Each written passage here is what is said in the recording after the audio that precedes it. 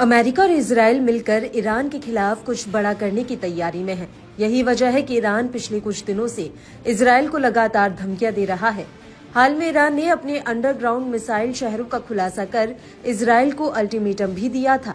इस कड़ी में अब खबर है कि ईरान ने इस्फहान के मध्य प्रांत में बड़े पैमाने पर सैन्य अभ्यास शुरू किया है।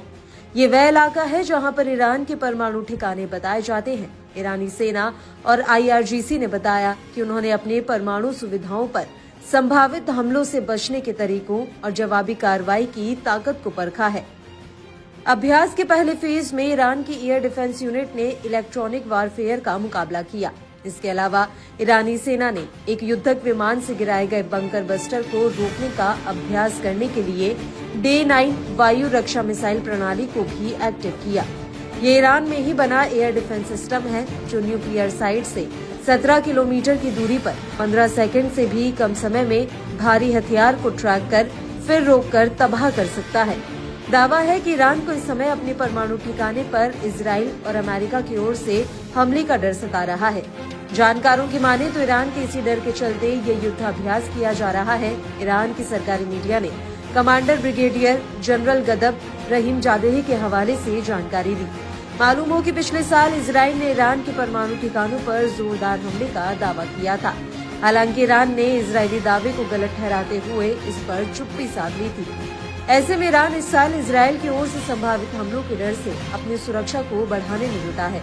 इसके अलावा ईरान को अमेरिका के नवनिर्वाचित राष्ट्रपति डोनाल्ड ट्रंप के सत्ता में आने के बाद अमेरिका से भी हमले का डर सता रहा है।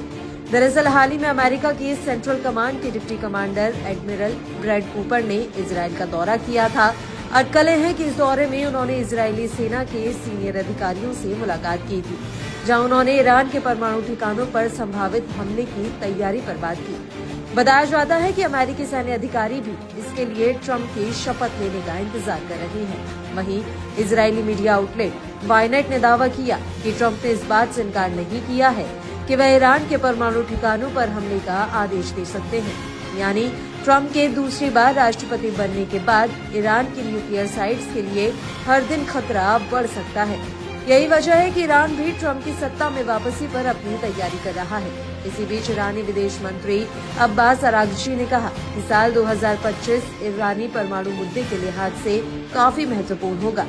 ईरान को इस बात की भी चिंता सता रही है कि ट्रंप की सत्ता में वापसी इजराइल को काफी मजबूत कर देगी।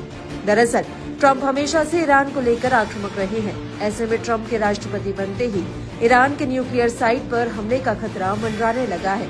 ट्रंप पहले ही कह चुके हैं कि वो ईरान पर कार्रवाई करने से पीछे नहीं हटेंगे। मालूम हो कि इजराइल और अमेरिका लगातार मानते रहे हैं कि ईरान के पास परमाणु बम बनाने के लिए पर्याप्त यूरेनियम है।